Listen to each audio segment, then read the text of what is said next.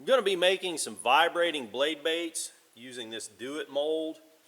I made a video making some of these lures, I don't know, 2-3 years ago probably. And at the time I was doing, a few here and there. Since then I'm doing a lot more, and my process has changed slightly in some ways and significantly in other ways. I figured out a few things since that last video, so I thought I'd make another one and show you guys the best way so far that I've come up to do these as efficiently as possible. And these lures, I've been told by multiple people now, a couple of professional guides that use these lures that I'm making, that they really like mine. They don't like some of the big name brand ones because they tangle up so much, but that mine actually fish far superior to some of the big brands. So I asked, this one particular guide a year or two ago. I said, man, I can change anything. I can change the size of split rings, size of hooks, the duo lock. I can change anything on this bait. Is there anything that you would like that I could make better for you? And he said, do not change a thing. He's on the water every day, and he said yours fish way better than anybody else that I've used. So stay tuned to this video, guys. Tonight we're going to be pouring them. I'm going to talk about pouring them, why I'm doing what I'm doing, and then we're going to go in the house, and over the next couple days we'll finish the lures up, and I'll probably even show you, maybe even show you some packaging of the lures. So to get started, what you're looking at right here is I'm warming up my mold. You can see my lead is it's molten. It's just melted in the last few minutes. This is a hot pot 2, and this is the cheapest way to start making jigs. Well, if you got to buy the equipment to do it, this is the cheapest, most efficient way to do it. You could just, heat them up in a ladle. You could heat little pieces of lead up in a ladle over a propane burner, and that would be sufficient. But these hot pots, I think they run about 50 or 60 bucks. It's a plug-in electric deal. It's got a pretty short little cord on it, but they work great. When I first got it, I thought, well, if I'm just doing a handful of lures, I will eventually upgrade to one of the bottom pour. I really wanted like a 10-pound Lee bottom pour, but I've been using this thing for, I don't know, I've been doing this for 7 or 8 years probably, and if this hot pot 2 breaks or wears out or whatever, I'm going to get another one. I'm not going to deal with it. Those Lee bottom pour units seem like they'd be a lot more convenient to use, but they can't pour large cavity molds because the lead doesn't come out of them quick enough. And I'm talking like 1 pound, 2 pound stuff. They can't pour the big stuff quick enough. The capacity on this is like 2 pounds, so anything up to 2 pounds, you're golden with this little thing. The other thing that this does that those Lee pots don't do is, when I want it to pour, it pours. When I want it to not drip, it doesn't drip. And those Lee pots seem like guys are fighting them constantly. So in my eyes, I'm probably doing, I'll do, I don't know, 300-400 of these blade baits a year. I'll do them in batches. I'll do maybe 2 or 3 batches a year. So I'm, like I say, I'm doing 100 in this batch, and this is going to be all that I'll need to do those 100 lures. I'll do a bunch of round heads, walleye jig, different molds, some sinkers here and there, and this thing does everything I need. I thought I'd outgrow it, once I start, doing more, and I'm doing more now, and this is all you need. So, if you're just starting out, get yourself one of these hot pot 2, and it really is all you need. And what I've got in it is even more important than what I'm using. So the hot pot 2, that's important. Get the right thing, the right melting apparatus for you.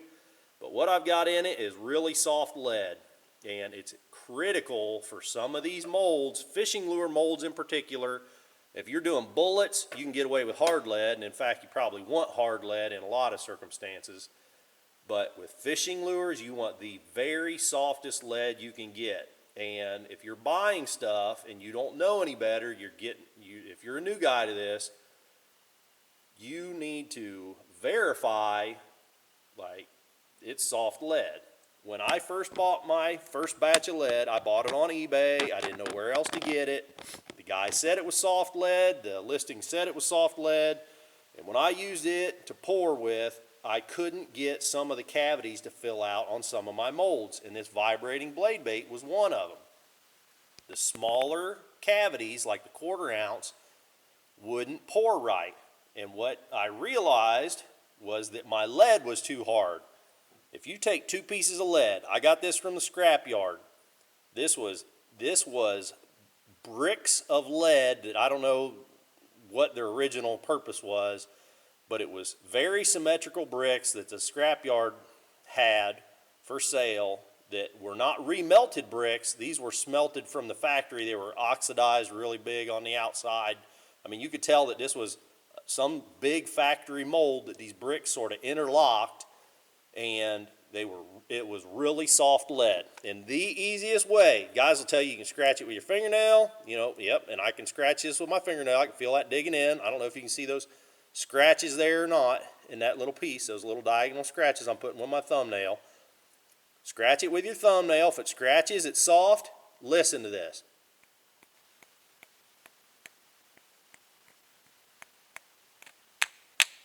Now, if I hit it on the flat sides, it makes a slap sound, but listen to that sound. It's almost a thud. If I were to drop this on the concrete, it just makes a thud. If it tinks at all, like tink, tink, tink, tink, you've got a hard lead, and you don't want that. You want it to sound as soft as possible. And if you can cut it with your thumbnail, it's good stuff. Now, if you're looking online, unless you're buying, raw pig lead from some big smelting factory, if you're going overboard all at once, then you can believe what they're selling you, because they will send you an analysis of that material.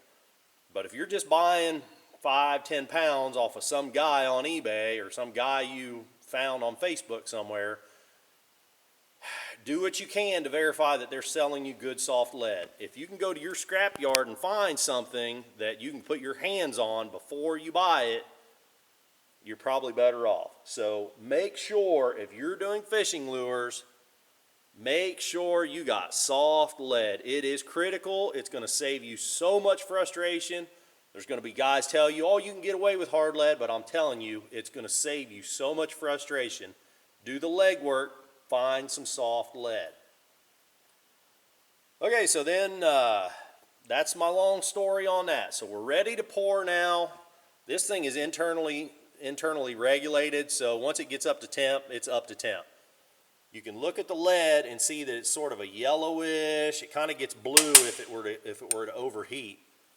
I'm using an old spoon, just an old spoon out of the house, to scrape the, I guess you call that dross. Just sort of scrape the crap off the top. Just sort of scrape it. Try not to waste your lead. I'm working outside. I'm working in a well-ventilated area. I'm on a metal table that I don't have to worry about burning. Concrete floor. I don't have to worry about, there's no flammable materials anywhere around. Well, oily rags, I guess I'm lying, but be careful of your surroundings. Don't mind the starting fluid and stuff, right there. Shouldn't probably have that there. But anyhow, metal table, concrete floor, probably not the most safest shoes. I should be wearing like a leather shoe, leather boot, but I wouldn't do this in flip-flops, because if that stuff pops or spills, bad things. So anyhow, that's my whole deal on the melting, the material. Where can you get this stuff? You can get this stuff anywhere online. Shop around. I think Do It is the only one that makes these blanks. So if you're looking to make these vibrating blade baits, You can also you can use this same blank to make a shad head blade bait. It comes out looking different than this, but it's the same blank, it's just that the head is flipped up, or it's a different mold, same blank, and the head is inverted. So anyhow, these ZBM is the medium. That'll go up to, I think it goes up to 5/8. Excuse me, 3/4. So ZBM is the medium, goes up to 3/4. ZBS is the part number that does the smaller ones, 1/4, 3/8. So 1/4 and 3/8 are ZBS. The half, 5/8 and 3/4 are ZBM. So those are the different size blanks. Do It is, I think, the only one so far. Every blank that I bought from different places online are identical. They make them in brass and they make them in this nickel.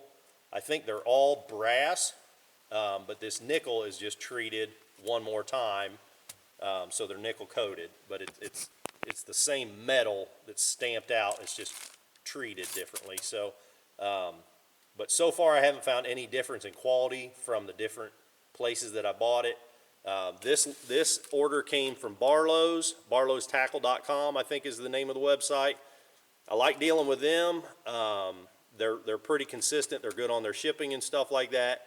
I also deal with Jan's Netcraft, but Jan's is getting really, they're not keeping this stuff in stock very well anymore, and they don't stock the hooks that I like. So I mean, I'm not making thousands and thousands of these things, or I'd have, some kind of wholesale account somewhere. But for a guy just doing a few hundred, Barlow's Tackle is good enough for me. So you might check their website, shop around. Again, I haven't found any difference in quality. So I'm thinking that these are all made by Do It, who is the company that makes the molds, and they're just being retailed by different places. So wherever you can get it the cheapest, it's probably going to be the exact same blank. So just shop around, get it as cheap as you can. This mold, I like these Do It molds. I got different manufacturers for other different kinds of molds. Them old Palmer molds, man, those are kind of a bear to use. Once you start using these Do It's, it's like these are really handy. So you can tell that this mold, let me put you down. You can tell that this mold has been sooted with a candle. There's guys that'll tell you that doesn't matter. Sometimes I think it does not matter, and then other times I think it does. But the idea is that you light a candle, and I'm not going to do it because this mold is so sooty right now. You light a candle, you hold this thing over, I got a lit candle here at my finger, and then you hold it down right in the flame. Get it right in the flame, and that flame will soot. It coats this mold and makes the lead release from the mold easier. You can buy release sprays, aerosol can that you spray on there every so often. I've heard of guys using different things like Pam, cooking spray, that sort of stuff. You could even use motor oil. I have used motor oil on pull pins, and I mean, that's like the best thing I've found for pull pins in some of my sinker molds. So you could probably coat it in motor oil every now and again, or you may not have to coat them at all. It might not really matter. I think a lot of it's got to do with the lead, to be honest, and the temperature. So the lead is now plenty hot. My mold is not. So I had it sitting on. I'll set the mold on top of my pot and let it warm up if I'm doing other things. Of course, I've been talking to you guys now. So I have my mold off there. It's cold. I want it to be, I can put my hand on it, that ain't warm enough. So set it there, let it warm up, or once I get going here, get ready, I'm going to go ahead and start pouring lead through this thing. Even though I won't run any blanks in it just yet. I'm going to pour some lead in it, pour some lead on the mold, get it hot, and it will perform better. The cavities fill out a lot better. The lead texture, the surface texture or surface look of the lead is a lot better. If you pour it into a cold mold, you get a wrinkly look on your lead, so you got to get it hot when you start pouring. I'm going to go ahead and open up this pack. These things come in different size packs. This is a 100 pack. They come in 25s, 50s, 100s. Again, depending on where you order it from, you know, there'll be different size packs, but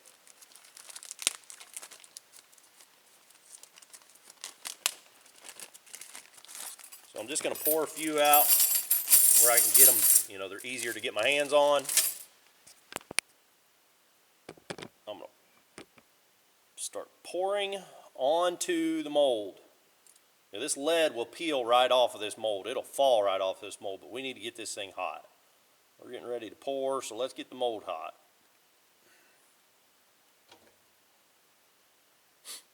The one nice thing about this lead, I could do stuff like this and you just remelt it. So it's not like you're wasting anything. The only thing we're using the heat out of that lead and transfer it into that mold. I'm gonna let this sit for just a little bit. I'll fast forward through this part. Okay, I'm pouring the other side.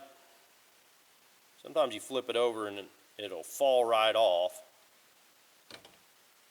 But that was not the case on that other side. That lead is still stuck to the bottom.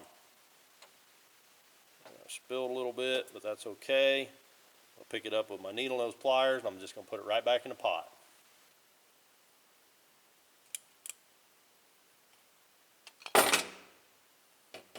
Okay, so we'll just take that off there, stick it right back in the pot. Pull this side off. Also, stick it right back in the pot. It'll melt right down in there. Okay, so now this thing is getting hot. Yeah, I would not lay my hand on that. That's pretty hot. Okay, so this is a multi-size mold. You can get production molds which are all the same size or only two different size. This mold is a single, each cavity does a different size. So we're doing ½ ounce tonight. I want to run about, I'm going to do about 110 ½ ounce molds. So that's this middle cavity here. So I'm going to go ahead and, I know that's the middle cavity, that's the middle hole. When I close the mold up, I'm going to pour molten lead. I'm just going to pour it in this hole and each of the holes on either side a couple of times and get this mold really, really hot. I want it really, really hot before I start putting blanks in it. So this is probably going to run out the bottom. Yeah, there it goes. It's running out the bottom, but that's okay. I want to get a lot of heat in this mold.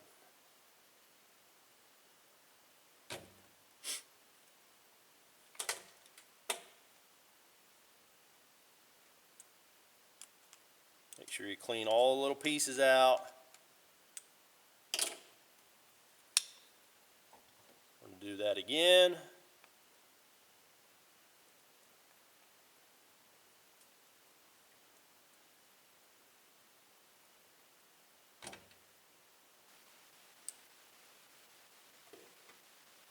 Again, this is not wasting because we can just remelt the lead that we're pouring out on the table. So not a big deal.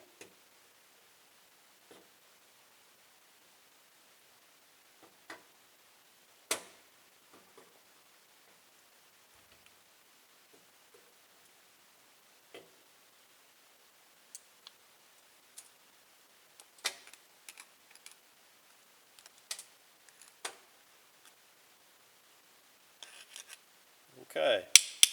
When you close your mold, you should hear it snap. It should come together. There should be no gap between here. If there's a gap, there's probably a little piece of lead in there, a little stray piece. So make sure you clean all little bits out. If it doesn't close up like that and there's no lead in it and you've got maybe an old mold or an old used mold you bought off somebody, then maybe take a file to it. I've done that before with older molds. Open them up, take a file. You need a nice flat face on these things because if you don't, you'll get a bunch of flashing on your jigs. You'll get frustrated.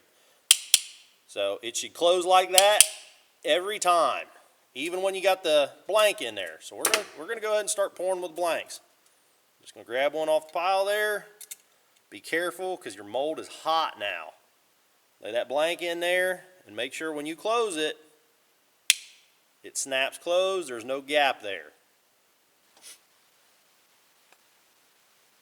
It doesn't take much lead to make up one of these little jigs. You can see these blocks here. These blocks are about 3 pounds, something like that. I'll use about 1.5 blocks tonight, making 110 of these jigs, something like that. Okay, so let's look at what we just did here. So the surface looks really good. I don't see any wrinkles on it. It filled out completely. The eye cavity looks good. I don't have a bunch of flashing of lead up onto the blank. I don't have any flashing going down. A lot of times the flashing will come down and get on the base of the blank here, down by this hole. So this one looks really, really good. Now we're going to take this, set it off to the side. We're going to make a pile over there, and then later we'll break all the sprues off. But for now, I'm just going to put another blank in, close it, and pour. And I inspect every one of them. When I open that up, just take a quick look at it. Looks good on that side, good on that side. Set it off. Put another one in.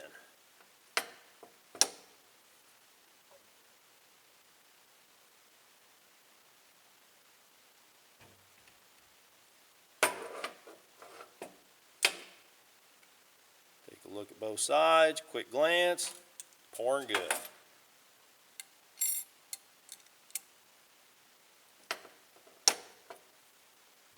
This is where that soft lead makes things go a whole lot smoother.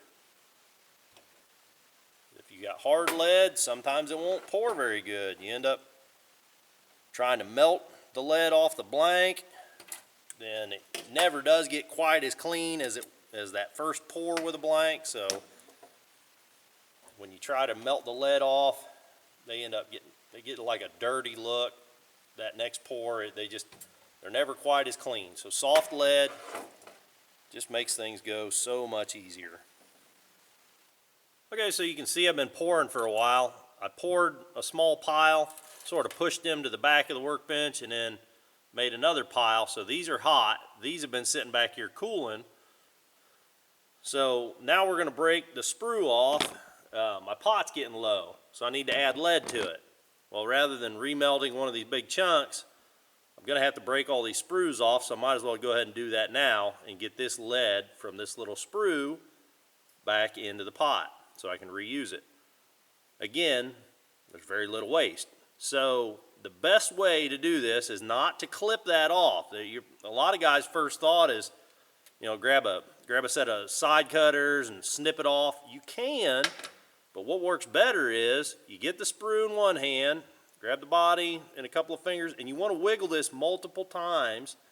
Wiggle, wiggle, wiggle. I can feel it getting looser, and it'll finally break off. Then I just take this, drop it back in the pot, don't get splashed. And because I broke it off, it makes a very, it's slightly jagged. I wouldn't even say jagged. It's a little rough there, but there's nothing really that even needs touched up.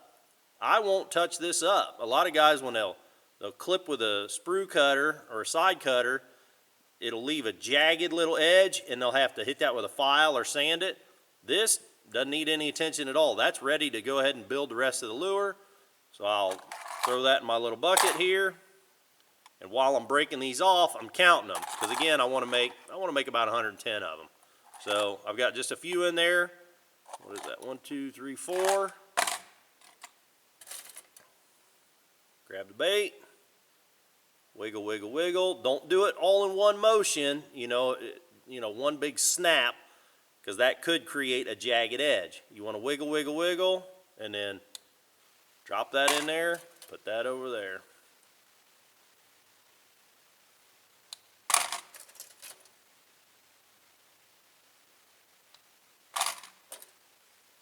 A little bit safer way to do this, sometimes what I'll do is I'll put my sprues in a pile, and then I'll drop those gently back into the lead with a spoon or something, so I'm not making so many opportunities to splash lead back out. Got a little bit of a pile there. Load up a few of them in my spoon. and then just sort of gently pour that in there. A little safer way to do it.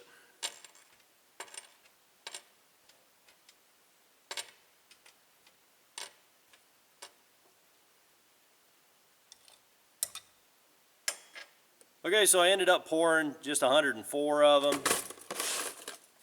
Just finishing up breaking off all the sprues from that last bit of them. Dumping that back in the pot.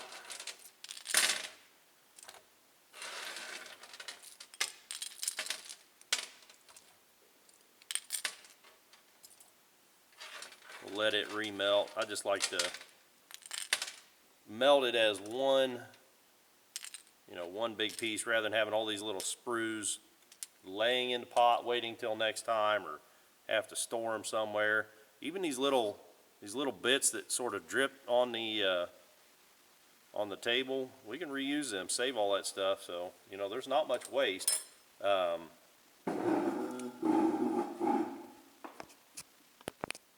Now you'll see this stuff over here periodically as this is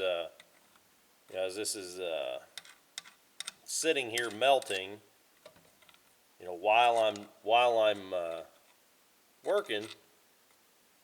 I don't know exactly what's going on here. If the thing is just continually, as it's hot, it's overheating the lead slightly, and that's why it continually makes this crap that you have to scrape off. Or if that's just liner of the, I almost sometimes think it's this cast iron breaking down off the pot here. But as you go, as you're working, as this stuff is melting, I will sort of continually clean off where I'm pouring from, that little spout, and then also sort of scrape the sides of the thing, and you'll see it just sort of accumulates this stuff, and I'll just drag it up the side, sort of let all the lead melt back down into it, and toss out this stuff. So this is, you can try to remelt that. There's really not much waste in it, honestly. I don't know what that is. It's some other, just impurities that were in the lead for whatever reason. It's either bits off, flaking off the inside here, or it's impurities that were in the lead. Again, I got this from a recycling place. You can see the sort of dirt on it. And so anyhow, I used a pot. I got to thinking, I think maybe this thing holds 4 pounds. So it was about that full when I started, and I melted one chunk about this size of this lead. So that's really about that much lead, and I made 104 of those half-ounce blade baits. So I will now unplug this. All our little bits are melted. I scraped off all the crap one more time. I'm going to let this, I'll unplug it and just let this sit and cool overnight out here in the shop. We'll go ahead and we'll leave the mold sit out here too, because this thing is screaming hot now. The more you pour it, the nicer it pours, and the hotter it gets. So the hotter it gets, the nicer your stuff looks. But man, don't accidentally bump any of this metal. Only touch this wood, because this thing is screaming hot right now. So we'll take everything else in the house. I've got a table that I will set up in the house where it's a little nicer, a little warmer, and we'll do all that sort of stuff in the house. Again, I like to do this out here because, all the fumes coming off this lead or whatever, I don't want to do that in the house if I can help it. I do have a vent hood set up in the basement. Sometimes I'll do it down there, but it worked out tonight, do it out here. Let's go in the house and I'll show you how we finish these things off. All right, well, we're in the house today. You can see I've got there's the baits we poured up last night, and we've got my stuff set up, sort of a little lure making station here at this plastic collapsible table.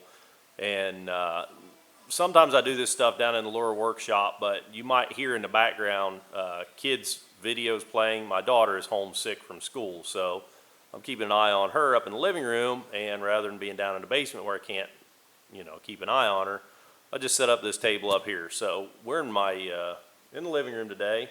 So if you hear music, that's what's going on. So I've been putting a few eyes on here just sort of knocking the rust off of my process. It's been a few months since I made any of these things. Like I said, normally when I make them, I'll make, I don't know, anywhere from 100 to 300-400 at a time, but it's been a few months again. So these are the eyes that we're using. These are, there's the Barlow's number. I think they call them a number 21. Number 21 is a silver holographic eye, and there's 100 of them in the pack. That's a little yellow sticker there. So the tool that I prefer to use, now early on, like I said, this has been, I've refined this process, and I'm going to probably change it again over the years. But right now, what I've found for the last few years that works very well for me is to use this teeny tiny little screwdriver. This came out of a cell phone repair kit. I use this to place the eyes on the lure. You'll see some guys use an X-Acto knife because it's, you know, got a fine, sharp edge. I don't like the idea of the X-Acto knife because I kind of don't want an X-Acto knife rolling around on the table here, especially I got my little girl running around here. So I don't want, you know, I just don't want the idea of a blade if I don't need it. And I don't need a blade, I just need a point. So that little baby screwdriver works real well. I used to use a paper clip. You could try a needle, but let me show you how I'm placing these eyes on these baits, and you can kind of decide for yourself what would be the best tool for you. I like this because it's got sort of a fatter handle. I don't want to be using something that I'm pinching down real tight all the time, and you know, if you sit down and do this for hours at a time, it will get to your wrist and hands. So a tool with a larger diameter handle is probably better. This is small, it's light, it's larger diameter. It works very well for me. So let me get you guys flipped around here, and I'll show you how we're doing this. Okay, so I'm just kind of rolling the paper over, fold it over. It helps to get the edge of the screwdriver up under there. So I'm just trying to catch the eye with the corner of the screwdriver. Grab a lure and just roll it off the screwdriver and sort of pinch it with my thumb and then press it down with the tool. Catch another eye up under the corner. Sort of roll the tool out and press down with my thumb, and then press it with a screwdriver again. Make sure it looks good, and then pinch it with my finger and thumb to make sure it's pressed down tight, and then put it in a pile. And that's going to be the process for right now. We're going to seal these on after we get all these eyes placed. We're going to seal them on better. I don't trust the glue on these eyes for permanent, but just for now, they're good enough to hold the eye in place while I'm working. But we're going to seal these eyes on, and I'll show you what we do, or how we do that and what we use. See, now that one, I placed it, and I kind of don't like it, how it's sitting in there. It looks like it's up on this edge a little bit. So I'm going to scoot it. You can actually dig the corner of your tool in and slide that eye, and it moves just ever so slightly. Sort of push down on the edge, pinch it with my fingers, and now that's just where I want it. You could paint these eyes on. If you wanted to go super cheap, you could paint them on. You know, get you a little dauber, make up a little dauber, or use a straw, or use some, you know, I've seen Frugal Sportsman? He uses vinyl tubing to place his eyes or dot his eyes, and they look pretty good.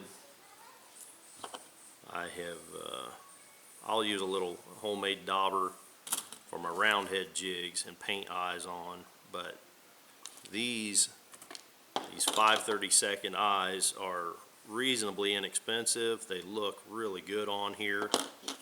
I like that holographic flash of these eyes in particular, and they come in so many different colors. I mean, I think 100 of these eyes only costs like $2, something like, or in that neighborhood. So I mean, I'm ordering the hooks and split rings and duo locks and all that other stuff anyhow. It's not a big deal to just add a couple of bucks worth of eyes onto the order, and I think they look way better than a painted on eye. You could go to the other extreme and get like a 3D eye. You know, those get kind of expensive. You got to be a little more careful placing them, but they do look good. Just opening up another pack of eyes. They come in hundreds. You know, they come 100 in a bag, and they'll put 2 little cards in a bag. So each card has 50. All right, so we got all our eyes put on, and now the next thing is going to be to seal it. And again, I trust the adhesive on the back of those eyes just to hold it on, you know, while I'm working with the things. But we're going to seal it on, and we're going to use this Sally Hansen Hard as Nails hardener. You can pick this stuff up at Walmart. It's really cheap. It works really good, and I don't see any reason to spend big bucks on, you know, head cement or some other lure specific glue or epoxy or something like this. This is all you need. Works fine. So it dries crystal clear, so it doesn't affect the holographic appearance of the eyes at all. So let me get you guys spun around here, and I'll show you just how easy it is to do this.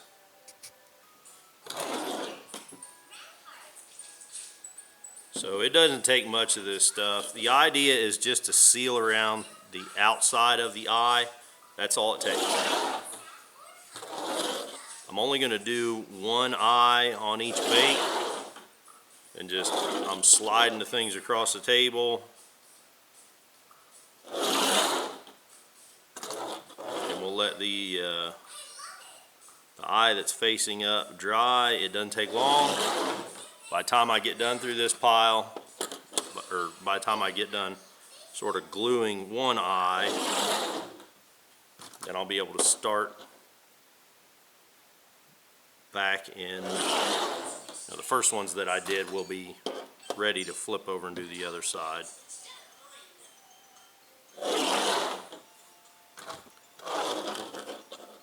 Okay, battery on the camera died, but I went ahead and flipped them over and hit the other eye, so we're good now. Now, I've tried different split ring pliers in the past. You can try what you want, but I'm going to tell you that these Texas Tackle split ring pliers are the best that I've found. So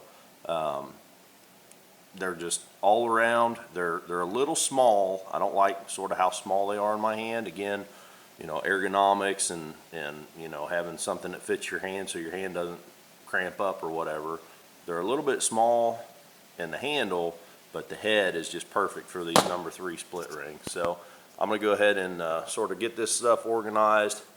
We'll get out our split rings, our duo locks, and our treble hooks, and we'll sort of finish these things off. All right, well, we got our parts and pieces laid out here to put these things together, and I want to take this opportunity, because I've just opened up a new bag of split rings, to talk to you about the different size of split rings. Can you guys see the size difference in those? So these are both marketed as a size 3 split ring. This one came from Jan's Netcraft. This one came from Barlow's. So I don't know why the size difference, but I was just finishing up some stuff that I had left over from Jan's. I don't know, I had 20 or 30 split rings left over, and use them up before I get into my new pack from Barlow's. And I forgot which one was bigger than the other, because I've done this before. I've ordered from both of them for years. It doesn't seem like it affects the baits at all. I mean, it's almost unnoticeable once you get them on there, but I do prefer the smaller ones. So if you were going to order from Jan's, maybe order a size 2, because there's almost a whole size difference between these. So when you're ordering from Jan's, maybe get a size 2, but if you're going to order from Barlow's, get the size 3. Got a little bit of a small pile here that I pulled out of my container, and I wiped those off, because right now is the last opportunity you're going to get. If they got oily fingerprints, let me grab my own here, just from handling, you'll see little sort of smudges or fingerprints on them. Now's pretty much the last time you're going to have to clean these up, because once you get the hooks on them, you're not going to be wiping them off. So try to handle it up here on the lead and wipe it off, make it look shiny. Depending on what your goals are for your baits, it might not be a big deal if it's smudged up a little bit. So I got a pile of them here that I've wiped off. I'm gonna take my Texas Tackle split ring pliers, and I'm gonna put that bump on the one side of the jaws. I'm gonna spin this thing around until I find the end of the split ring. So I got just about 1/8 of the end sticking out past here, and I squeeze down so it spreads the split ring. And I always start at the front hook on the bait and just work that on there, sort of get that end started on there, and then roll the ring around until you've got about 1/8 of an inch or so sticking out the other side. And then this is how I like to hold my hooks. The orientation of these hooks, they're all the same. So once you figure out how you like to hold them, I like to hold my hooks like that, and then start that eye on. And once it sort of starts on, then you get a different grip with your pliers. You pinch it down here further, and then just roll that ring through until it goes all the way through. And that's it. Do that again. This step of the process is the most time consuming in making these baits. So I got just maybe 1/8, 3/30 seconds, something like that sticking out. Squeeze it good and tight, and then start it in the hole. Once it's started, get another bite, roll it around until you've got just a little bit of that split ring sticking out. Now here's another good thing to watch. Keep an eye on your hooks. Hooks, more than any other component, have the most rejects. So there's just a weird hook. We'll set that off to the side. Grab my hook, start it in there, and then just roll it around. So once you got that in, grab your duo lock. And again, this is a number 2 size duo lock. And I always put mine in the middle hole. When I'm fishing, I hardly ever use anything but the middle hole. Roll it around there, clamp it, and that's it. So that bait is done. So I'm just gonna set that off to the side.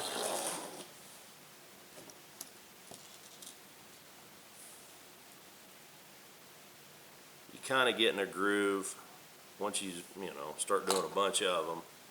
But of course, me talking to the camera sort of throws me off a little bit, and I'm holding the lure a little differently than I normally would. I'm trying to show you guys what I'm doing.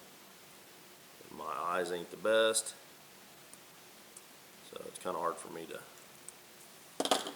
see the end of that split ring.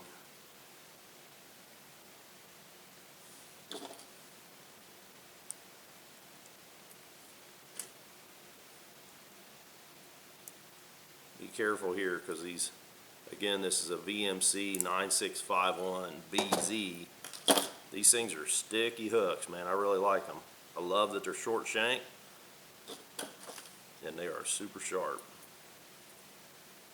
Now the reason that I use a short shank hook, so if you picture while this thing is fishing, these hooks are swinging around, and what a lot of these things from different manufacturers do, these hooks are long enough where they can tangle up with each other, but you can see here that there is no way these things are going to come into contact. So that's why I like a small split ring, and I like a short shank hook, because it won't get tangled up. The other thing with these short shanks and these small split rings is, as you're jigging this thing, you're snapping it up off the bottom, right? So lay down, and then you snap it up. Lay down, snap it up. So it comes into all kind of weirdness going on down, on the bottom. So these hooks are flopping around. They've got all kind of opportunity to snag up. You don't want your setup to be so long that it comes up here and tangles up your line, which happens a lot with different manufacturers. But this setup works. It's the best that I've found. It's the best that, like I said, I've talked to a bunch of other guys that are fishing my baits, and they really, really like this setup. So if you guys have got any questions about, where to get hooks or sizes of hooks, split ring sizes, that's why I'm making all, I'm trying to include all the details here. I know this is getting to be long-winded, but that's why I want to include all the details, because it really does matter. I mean, you'll hear guys talk about the split treble hooks. You don't use a split ring. You just use the treble hook itself has got one leg that's not brazed. So it allows you to just slide the treble hook on.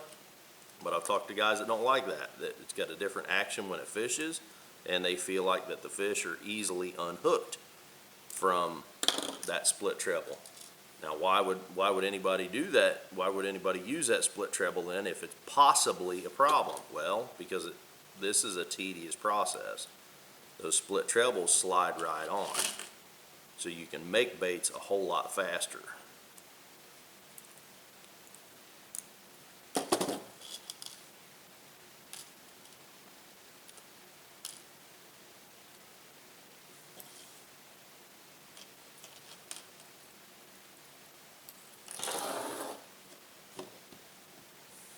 Now when I'm setting these things off to the side, I'm not throwing them in a pile.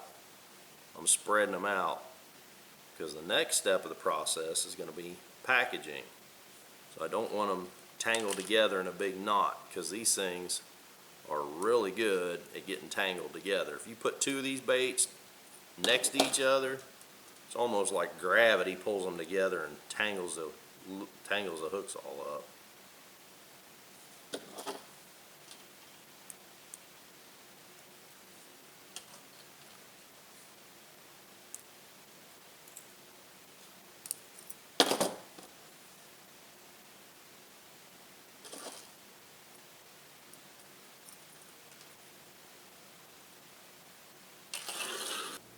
All right, well, we got all the hooks and duo locks on them. There's 100 of them sitting there ready to get packaged. Now, packaging, you could do a few different things. You could do a bag with a sort of a cardboard topper, or like a card stock, and you could print that on your home computer. As far as the bag thickness, if you wanted to do a thin bag, you could put something on the hooks like earring backs. I see some guys do earring backs to protect the bag from the treble hooks. I don't think the earring backs look real great in packaging myself. I prefer to go with, if I'm going to do a bag, like a 6 mil bag is the bare minimum to get away with to contain these hooks. And even the 6 mil bags, they kind of poke through a little bit.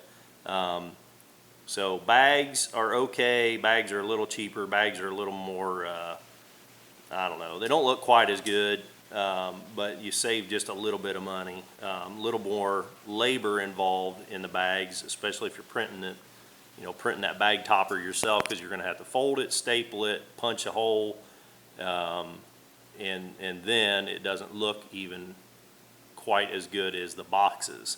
So let me show you what I'm doing. I go to clearbags.com and I get, this is the box that fits these the best. It's HFB 218, and the dimensions are 1.5 inches by 1 inch by 3. Okay, so they come really, really well wrapped.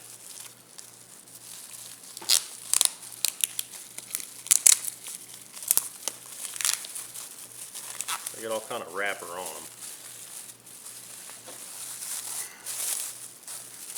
Just kind of unroll it. There's actually, you generate a lot of trash from these, just from these boxes. And then they get this little tissue paper between each layer.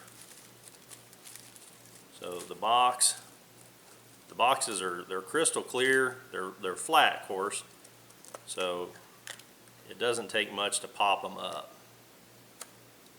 You first fold that in, fold these in.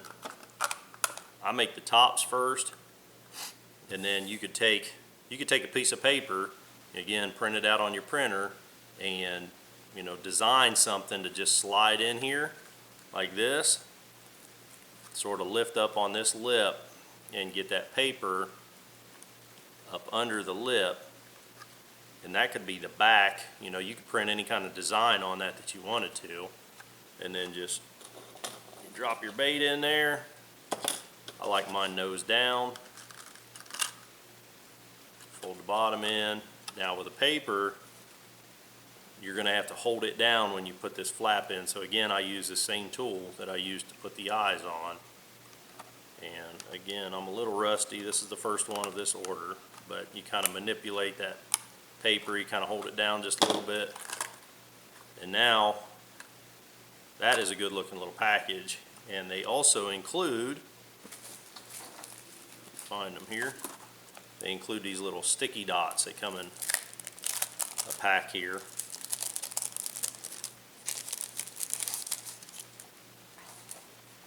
And you peel off one of these little clear sticky dots, like so. I don't even know if you guys can see that dot.